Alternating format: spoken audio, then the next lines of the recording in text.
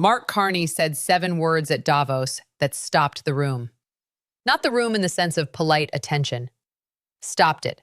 In the way that a room of 1,500 finance ministers, central bankers, prime ministers, and heads of state goes quiet when someone says something that every person present has been thinking and nobody has been willing to say out loud. The 7 words, spoken from the podium of the World Economic Forum to the assembled leadership of the global economy, were these: "If you're not at the table, you're on the menu." He paused after he said it. The room stayed quiet for 3 full seconds. Then it erupted. The people who went silent first were Trump's allies. Not his critics, his allies. Trump planned for Davos to be a performance of American strength. He got a Canadian Prime Minister delivering a 7-word verdict on the entire logic of American coercive diplomacy, to an audience that included every government currently absorbing that coercion. And he got the silence from his own allies that is louder than any criticism could be. Trump's allies did not applaud Carney's line. They did not stand. They did not cheer. They went quiet, with the specific quality of quiet that means he said the thing we have been calculating in private and did not believe anyone would say in public. And that quiet, caught on camera, documented in multiple correspondent reports, described identically by every journalist in the room, is the most consequential diplomatic moment this series has covered.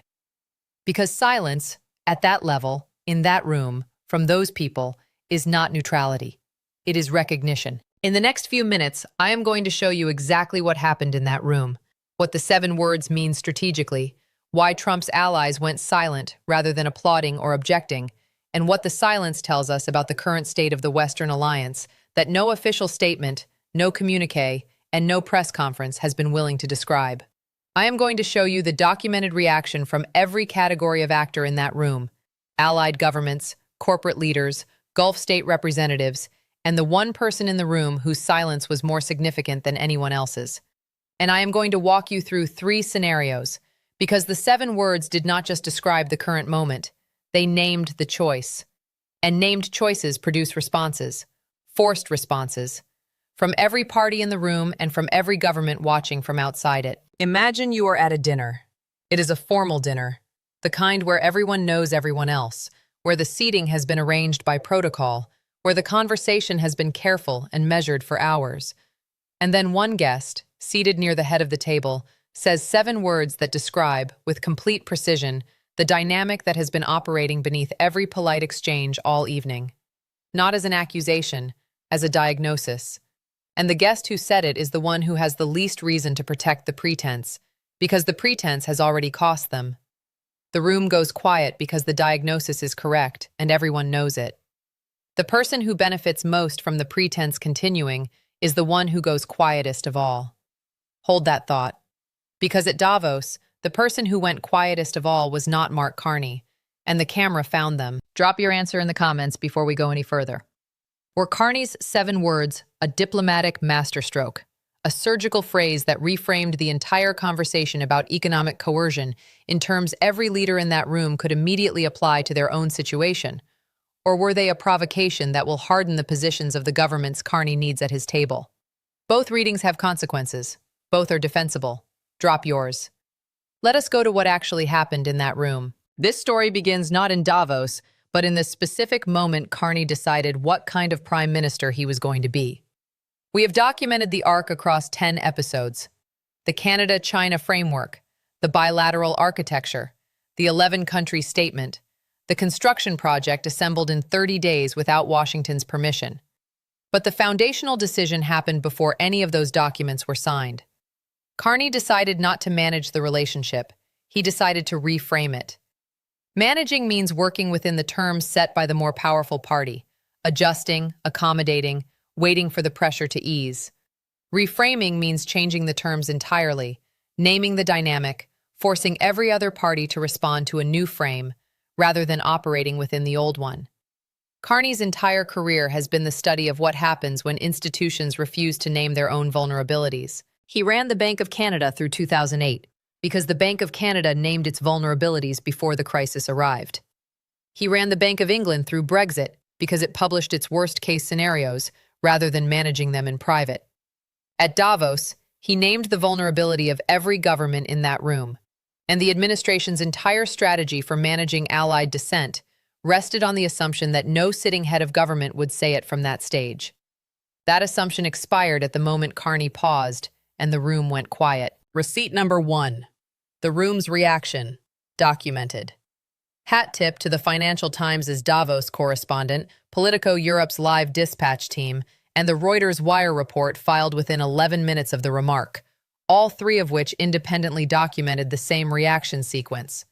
According to all three sourced accounts, the immediate response to the 7 words was approximately 3 seconds of silence followed by sustained applause, not from the full room simultaneously, but beginning in specific sections and spreading.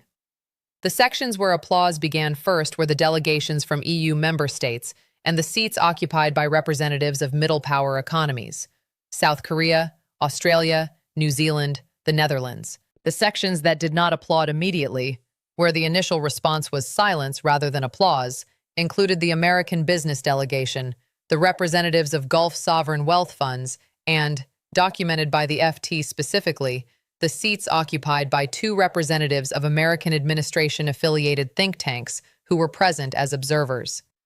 Now stop right there. Applause at Davos is not random. Davos audiences are composed of people who calculate every public signal they send. The choice to applaud or not applaud a specific remark at Davos is a deliberate, considered, reputation-managed decision made by people who understand that every gesture in that room is being observed and reported. The silence from the American business delegation and the Gulf representatives was not inattention. It was a calculated signal. The punchline: the most important information in a room full of people applauding is always the people who are not. And the camera found them. Receipt number 2. What the 7 words actually mean. Here is the part that should make every ally of the United States think very carefully. The phrase is not a figure of speech. It is a precise description of the strategic situation facing every government absorbing American pressure without a seat at the table where American policy is made. It describes Saudi Arabia, whose hosting arrangement is under strain while Riyadh had no input into the operation that strained it. Japan, which deployed independently to Hormuz because it had no seat at the table when the operation that closed Hormuz was decided. South Korea, which waited 36 hours for a briefing it was not given in advance.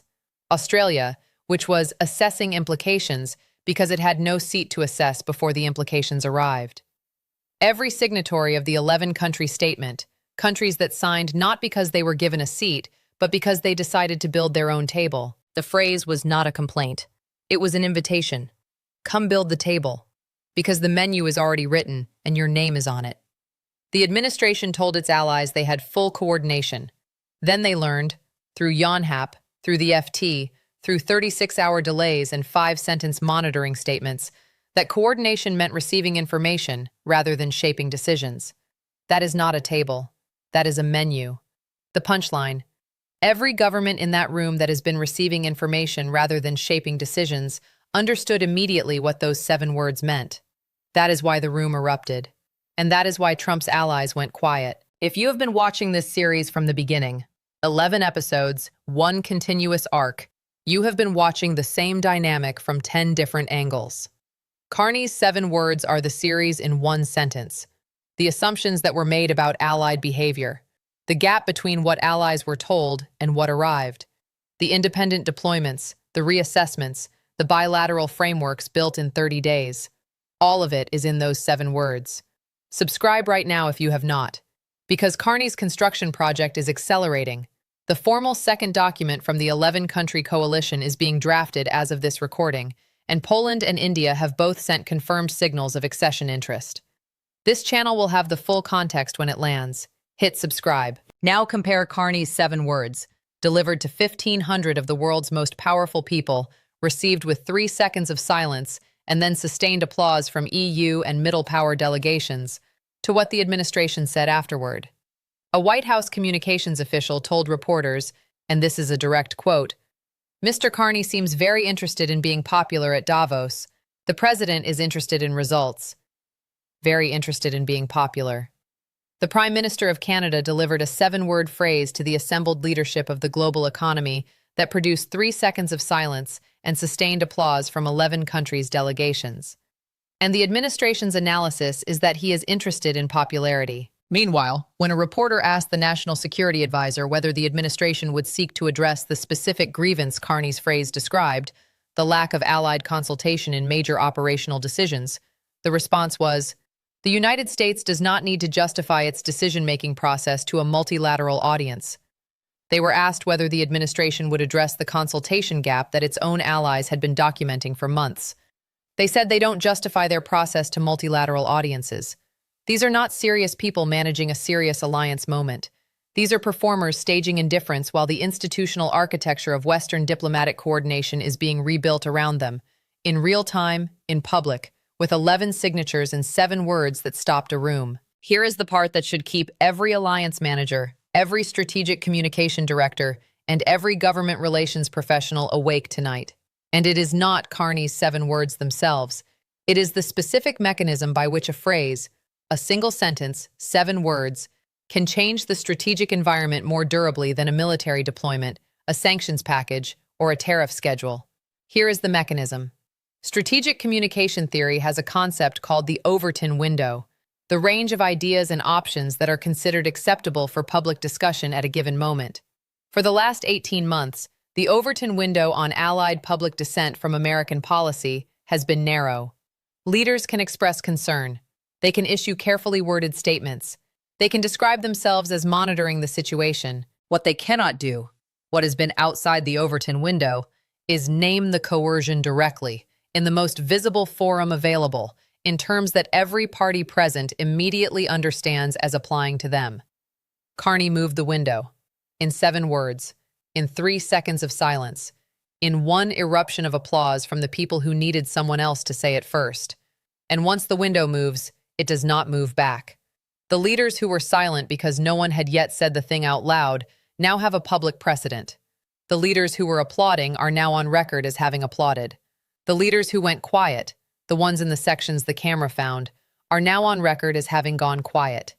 Every future allied consultation, every future multilateral forum, every future moment when a government is deciding whether to absorb American pressure or to say out loud what Carney said, will happen in an environment where Carney's 7 words are part of the reference library. The Overton window moved. The menu is a public document now, and every government that has been on it knows its name. There is one image from the Davos moment that captures the entire series. Not just this episode, the whole series. 1,500 people in a room, the most powerful economic and political gathering on Earth. A Canadian Prime Minister at a podium. 7 words. 3 seconds of silence. And then, the room.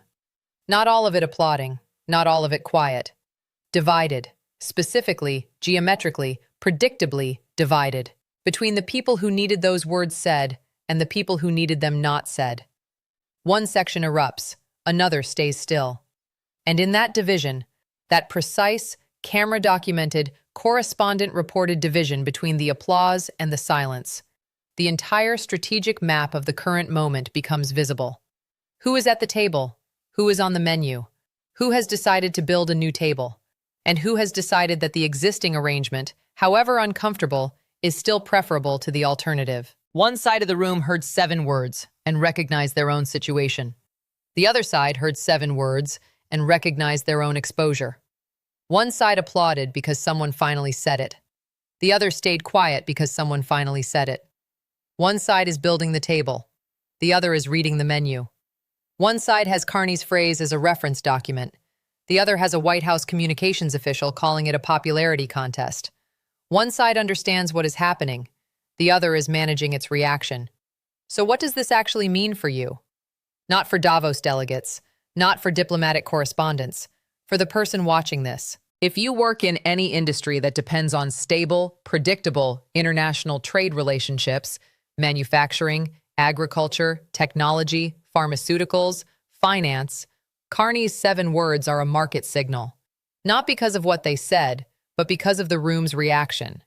When the assembled leadership of the global economy divides visibly and publicly between governments that are building an alternative table and governments that are staying quiet, The stability premium that markets have historically priced into international trade relationships starts to compress.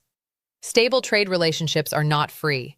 They are priced into the cost of capital, the length of supply chain commitments, the duration of investment cycles. When the stability assumption compresses, when the evidence accumulates that the architecture of international trade coordination is being restructured rather than maintained, every business that relies on a multi-year supply chain or a long-term trade agreement recalibrates its risk model.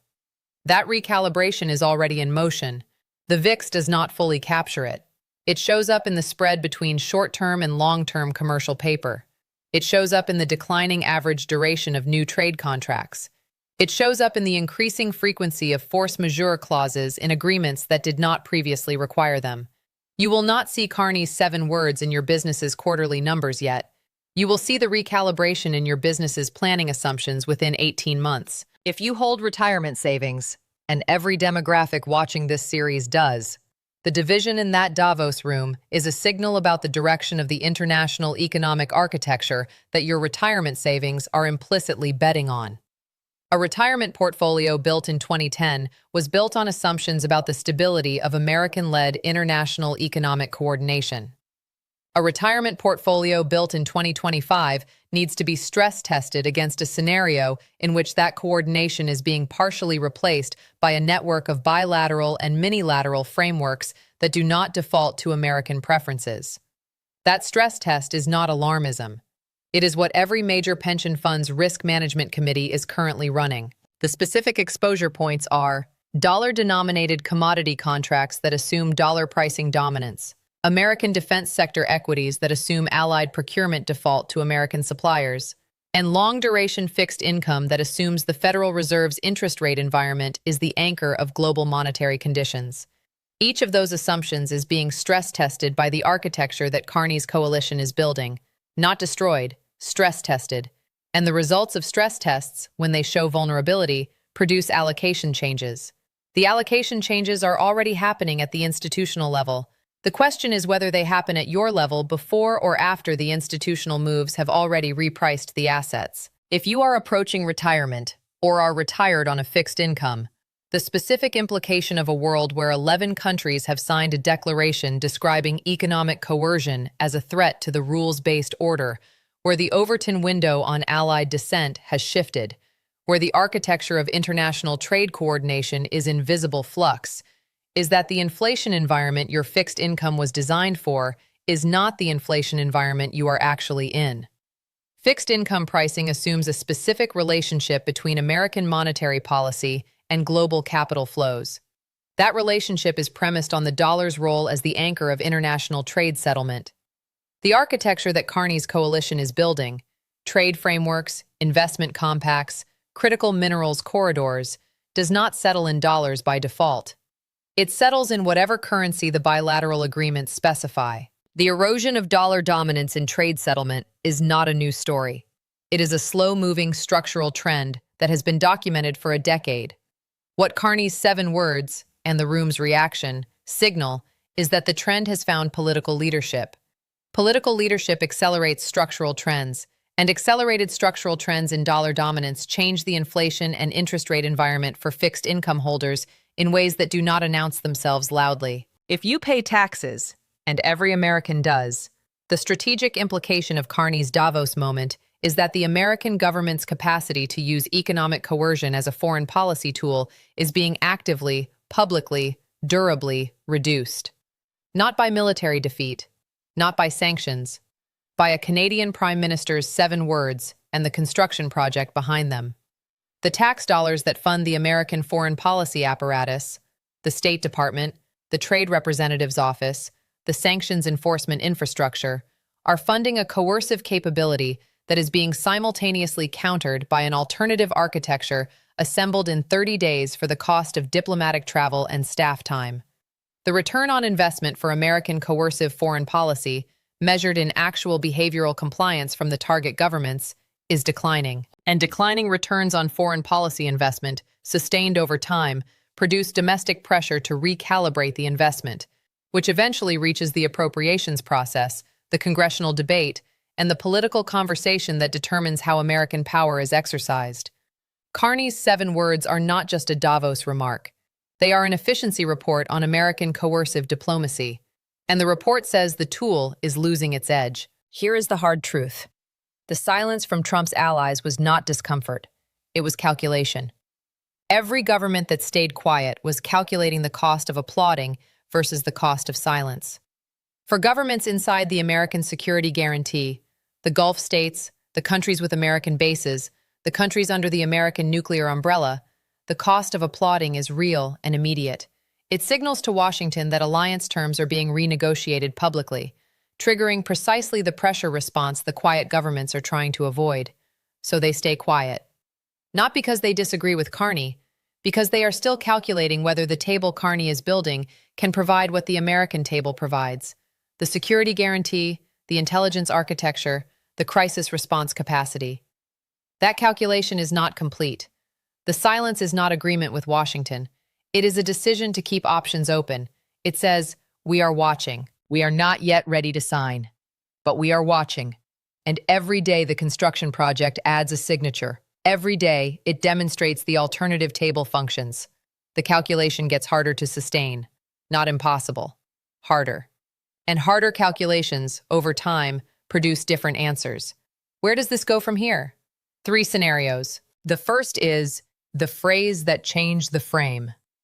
Carney's 7 words become the reference sentence of the current era of international relations, the phrase that historians cite as the moment when the conversation about American economic coercion shifted from private diplomatic calculation to public institutional response. In this scenario, the 11-country coalition formalizes. Poland and India accede. The second document, the one being drafted as of this recording, creates a binding framework for mutual recognition of trade facilitation standards that makes the coalition self-reinforcing, regardless of what happens in any bilateral. The Overton window stays moved. Future leaders in future crises say what Carney said without needing the courage it took Carney to say it first, because the precedent exists. And Washington, reading the room's reaction at Davos in the same way that every foreign ministry in the world read it, recalibrates. Not because it is forced to, but because the alternative is watching the architecture continue to build without it. In this path, the 7 words function as the hinge. Before them, coercive diplomacy operated in a world where public allied dissent was outside the Overton window. After them, it is inside. That shift is permanent. The permanent damage even in this best case.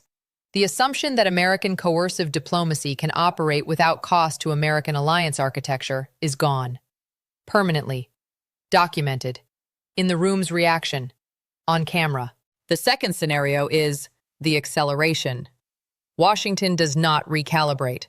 It doubles down. Interprets the Davos moment as a provocation that requires a response, and responds by increasing pressure on the countries that applauded. The EU, South Korea, Australia, Japan.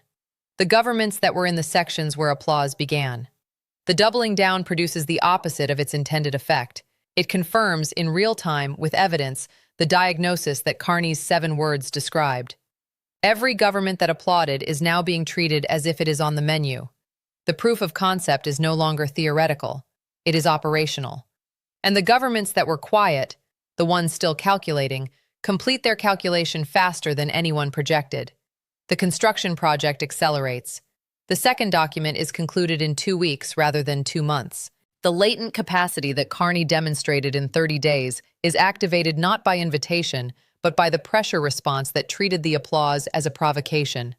The American coercive tool does not lose its edge gradually. It sharpens the coalition against it. The third scenario is the one nobody wants to say out loud. The construction project reaches a threshold. Sufficient signatories, sufficient depth of bilateral frameworks, sufficient demonstrated functionality that crosses from coalition to alternative architecture. Not a replacement for the American-led order, an alternative node within it. A parallel system that settles transactions in different currencies, makes procurement decisions through different frameworks, and coordinates diplomatic positions through a reference document that does not require American input. The American-led order does not collapse. It fragments into a system where American leadership is one node among several rather than the anchor of the whole. Slowly, structurally, over a decade. You would normally say 60 years of American institutional investment creates a path dependency too deep to redirect in the timeframe Carney's project operates on. But Normal left the building a long time ago, and there are no more guardrails. And Carney built 11 signatures in 30 days, without a summit, without a secretariat, without permission. 7 words at a time. Here is what I know for certain. The room went quiet. Then it erupted. The camera documented the division. The correspondence filed identically. The silence from Trump's allies was 3 seconds long, caught on video, and described by every journalist present as the most significant moment at Davos in years. That is in the record. The phrase is in the record. The room's reaction is in the record. The construction project, 11 signatures, 4 bilateral agreements, 4 independent policy tracks, assembled in 30 days, is in the record. And the silence from the sections that did not applaud is in the record. Not as commentary, as documented diplomatic signal, interpreted in real time by 1,500 of the world's most powerful decision-makers, each of whom left that room and cabled their foreign ministry and told them what the 3 seconds of silence meant. The filing cabinets are filling up, not with warnings that were dismissed, with reactions that were documented. And the reactions say the same thing in every language. Someone said the thing that was true, and the room recognized the truth. And the recognition is now part of the architecture. Trump is looking at the next tariff announcement. Carney is looking at the next signature. The room is looking at the construction project, and the construction project is looking at the next decade. 1 building block at a time, 7 words at a time, in rooms that go quiet when someone finally says the thing that is true. 2 questions before you go. First, when the history of this era is written, will Carney's 7 words be remembered as the moment a Canadian Prime Minister changed the conversation about American economic coercion? Or will they be a footnote in a story that resolved before the construction project reached critical mass? The answer to that question depends on decisions that are being made right now, in capitals you are not watching. Second, the silence from Trump's allies in that room lasted 3 seconds before the applause began. What is the equivalent of 3 seconds in diplomatic time? The moment between the calculation and the decision, between absorbing the coercion and deciding to build a new table. And are we inside that moment or past it? Drop your answers in the comments. I read every single one. Subscribe. The second document from the 11-country coalition, Poland's accession, and India's signal are all incoming. When they land, this channel will have them with the full 11-episode arc behind them. This story is not slowing down. This story is the architecture of the next 50 years being assembled. 7 words at a time. Do not look away.